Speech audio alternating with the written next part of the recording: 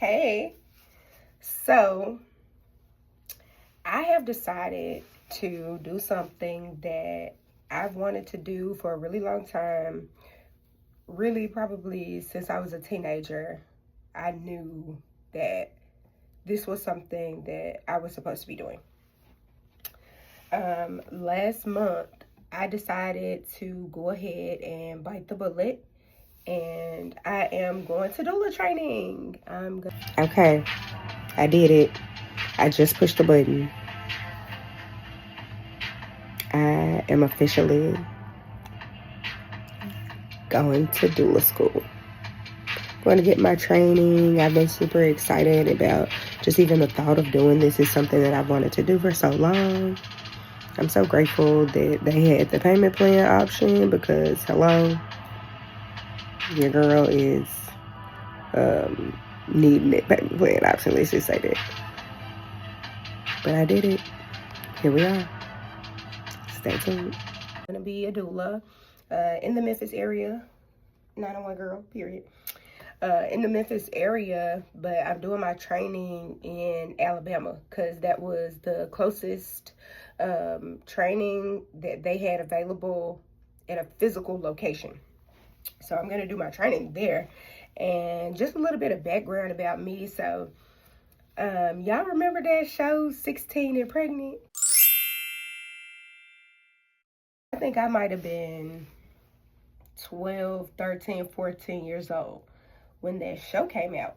And I just remember being so enthralled in everything they had going on and all the problems, all the drama, all the tea of what was going on this show. And that is just the first core memory that I have of wanting to know more about pregnancy, wanting to learn about pregnancy, understanding that childbirth was hard and that as a woman, these are the things that people expect of us during this time of pregnancy. And seeing girls that were a little bit older than me, but my age, go through these things, it really did something to me. And so that's my first memory of pregnancy, of childbirth, of anything like that. So when my baby brother was born, I was like 8 years old. And I was in a room when he was born. And I just remember thinking, oh my God, my mama is Superwoman. Like, how is she doing this? So actually, that was probably my first experience with pregnancy, watching my mom have my little brother. And then when I was 14, no, I was 13 because she was 14. I was 12. And my cousin, who was really, really close to me, we were thick as thieves. She might as well have been my sister. She got pregnant. And I was 12, she was 13. And she ended up having my little cousin when she was 14. And I was with her all the time, every day. I was probably not at her house the weekend she got pregnant, but I was probably there a couple days before. And I was probably there right after. But through her whole pregnancy, and mind you, I'm 12, 13 years old.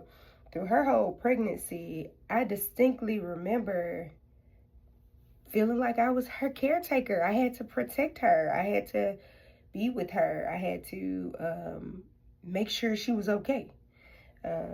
And when he was born, I was rushing to the hospital. I was telling my mama, we gotta go. The baby's coming. And my mama said, like, people have babies every day. You gotta relax. He ain't coming right now. Her water just broke. And I was like, okay. So I had to cool down. I had to calm down. So I did that. And around the same time, 16 and Pregnant came out, and then Teen Mom came out. And I'm 29. I graduated high school 2014. So my teenage years were the years that teenage pregnancy spiked. Something happened while my peers were in middle school, high school. Everybody got pregnant. And I was a writer for our local commercial appeals teen version, school version, so the Teen Appeal, Memphis. And I remember being in the 9th grade, and one of my close friends got pregnant. And I was a writer. I was a junior writer, and I wrote this article about teen pregnancy and all the things that it was doing to like our generation, our culture, our city, because Memphis was on the map for teen pregnancy. I don't know why. Everybody was pregnant in Memphis. I escaped that, but everybody was pregnant in Memphis when I was in high school. So it just was always something that was in the back of my head, like I could do this. And I read What to Expect When You're Expecting around the time that my cousin got pregnant when I was like 12 or 13 years old. So I felt like I knew, what was going on. My mama never kept secrets from me about what womanhood is or what people expect of us or what this is going to look like when it's your turn. So I feel like I always knew, what to expect. And I graduated high school, did undergrad, my Bachelor of Arts in Urban Development, and I had a concentration in sociology because I created my own major, so it's like a whole thing. But I had a concentration in sociology, and my minor was African American Studies, and I had a concentration minor as well in urban leadership. So I've always been passionate about helping my own people, helping Black and brown people do better, be better, see better, live better, just the betterment of the collective community. So I was like, okay, I can do that. So I did that. And then when I graduated college, I did a year of service with AmeriCorps Vista. So I was a college resource development Vista. They sent me out to Austin, Texas. I stayed there for almost 2 years. And my first year was just service, and I worked at this school with a lot of underrepresented students. And the work was hard. I will say the work was hard. We had bomb threats. We had all kinds of stuff going on during my service year, but I thugged it out. And when it was over, I picked up a job as an art teacher because I was working for a charter school. I wasn't a certified teacher, but to work at a charter school, you didn't need to be, as long as it was something that you were interested in working on, and I was. So I was teaching art, 2nd grade through 11th grade art. Tough. That was basically the whole school. I was everybody's art teacher. And it was fun. I enjoyed it, but it was hard work, so I didn't last. And then I left, came home during COVID, and I decided that I was going to go to yoga school. So I had a friend gift me blessings. I had a friend to gift me the financial portion of getting to yoga school. So I went and got my 200-hour yoga teacher training here in Memphis as well, and it was cool. I enjoyed it. I think I could do a separate video about that, like what my experience with yoga teacher training was and where I went and why, all the things. But I got my 200, and I just started teaching yoga all the time. And I was teaching yoga, I was practicing yoga, I was enjoying it, but I just didn't feel fulfilled. And this is like 2021, 2022 now. And then life happened, things happened. I tried to start grad school. I got into grad school while I was living in Texas, the University of Texas, the School of Public Health. I was working on my master's in public health, and my concentration for that was prenatal. And it was hard. It was COVID. I had to come back to Memphis because of COVID. So I was doing everything virtually, and it was just really hard. It was significantly harder than I expected. So I moved real slow on that. I'm still not done. I moved real slowly on that. And I'm still working on it slowly, but I kind of needed to pivot from there. So I pivoted. Started teaching yoga all the time, and then I got a couple of jobs that, like, full-time jobs. I have this strange affinity for being the best at everything that I do. And I like it to be the best at everything I do. Like, I want to learn the most. I want to move the fastest when it's time to move fast. I want to be able to move the most efficiently when it's time to move slow. I want to plan, I want to prepare, I want to read the books, I want to do all the things. So I had a couple of good jobs in the meantime, but I was never fulfilled in any of these jobs. And so I was like, I need to pivot again. I need to just do it again. And so while I was working one of these jobs, I've always been a really naturally creative person. I started working on waist beads, and it just kind of took off. I was just doing something one day and it became waist beads. And I was like, I can make a little business out of this. And so that's what I did. So right now I am the owner of a small business. My business is 901 Waist Beads, and I would like to say that I'm really passionate about what I do. I get the opportunity to do vendor events around the city. I get the opportunity to meet so many people, connect and network with so many people, and I just feel so blessed to be able to do all of these things.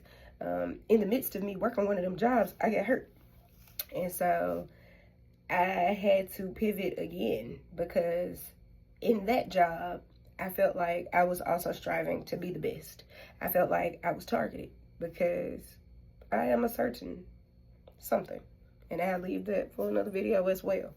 But it was tough, and so I think God set me down, because I probably would not have quit that job. I would have just tried to figure my way around still being better than all of y'all at it, and just being comfortable in not being the fan favorite, because I don't have to be, and that's fine. As long as I know and the documents show that I'm the best, it is what it is. We let the numbers speak for themselves over here, you know. But yeah, so I had to take a seat, and since I have taken this seat and had the opportunity to pivot and turn things around again, I started working on waist beads because that was really all I could physically do. And I started networking, and somewhere, some way, somehow, doula school came back up. And I was like, okay, this could be a really good opportunity for me to just go learn. I don't have any children right now. I have my small business. It is something that I'm passionate about, but it probably will also complement things that I'm already doing. My clients are typically female. I have almost 100% female client base. And I think they would appreciate me being able to offer them more of myself in some way. They love coming to my yoga classes. I'm blessed for that. They love getting waist beads from me, seeing the new drops, finding the new colors, giving me recommendations. They love that. A lot of my clients are my homegirls. I consider them friends. So what else could I offer them in that way that I would also be benefiting myself? And so I found this class that they were offering like 2 months away from the time that I found it, maybe 3 months or something like that. And I was like, I could do that. And the price, the price was $750. I had to pay $750 for it. And they had a payment plan. Thank you for the payment plan. So I got on a payment plan, y'all, and I paid that $750. And class is coming up, and I'm really excited. It's going to be this upcoming weekend, and I have to be there for 2 weekends. So I'm just trying to figure out how all the things are going to go. I don't have children. I've never been pregnant.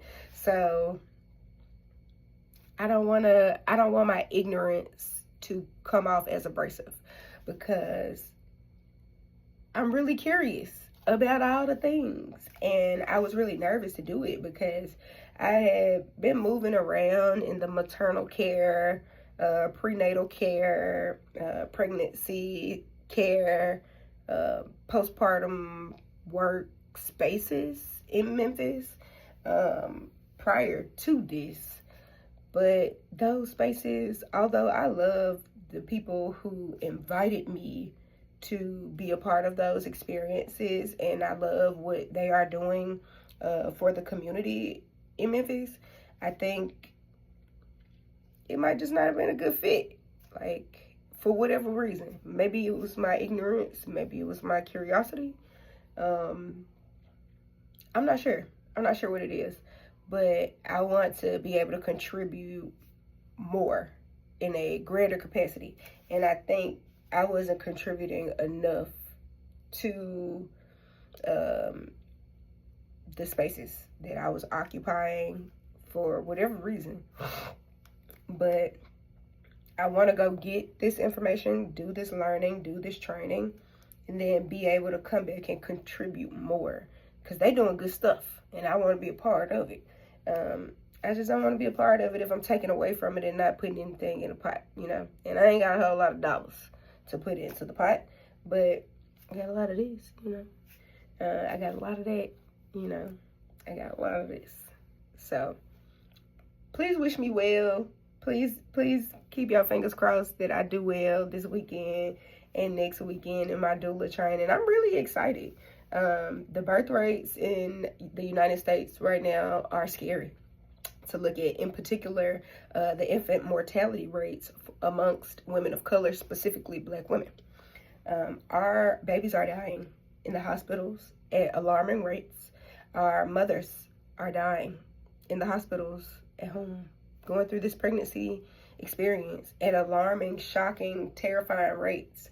And I need to do something about that. I want to be a conduit for the in-between of pregnancy and childbirth. If I can put my hands on something, if I can be in the room, if I can say something that saves a life, that makes your life a little easier, makes your experience a little better, I want to be the person to do that. If I can suggest something that works, I want to be the person to give you the suggestion if I have the opportunity and where the opportunity is given. So the only thing that I have to worry about now is like books. So I'm going through DONA. On the website and in the group chat that we're all in, they told us that we need to choose like 5 books. And books ain't cheap, y'all. We need to choose 5 books, and one of them, The Birth Partner, 5th edition by Penny Simpkin, is the book that you need to have already and have already read. So what I did was I got the audiobook version of it because I couldn't find it physically here, and I didn't want to order it from Amazon for my own personal reasons, but I probably am going to end up doing that anyway. But I've listened to the vast majority of the book, and now I'm just trying to build up the items that I need to be successful in this space. So I need those 5 books at a minimum. I need, different items. I've been on YouTube spiraling into the doula world, into the expectations of a doula, into the role and the life of a doula in the childbirthing space, in the hospital, at the house. And y'all, I think I can really do this. I think I could be really good at this. I just gotta learn first. I don't have children right now, and I don't know that that's something that I want to do anytime soon. Maybe if God decides, but if he does not decide, I'm probably cool with that too. But I just want to make the most important thing that we do here the most important thing that I can do here in some way. If it was not for women, wouldn't nobody be here. I wouldn't be here. You wouldn't be here. Your mama, her mama, his mama, they mamas. Nobody would be here. If it was not for women going through these experiences and having this life-altering day, situation, experience, journey of pregnancy, of childbirth. And for whatever reason, maybe because we don't respect women enough, we're not taking that seriously. And whatever's going on in the world, in the community, in the childbirthing space that has minimized our voices in a way that they are not taking our pain seriously. They are not taking our complaints seriously. They're not taking us seriously. We're going to put a stop to that. And I'm going to have something to do with it.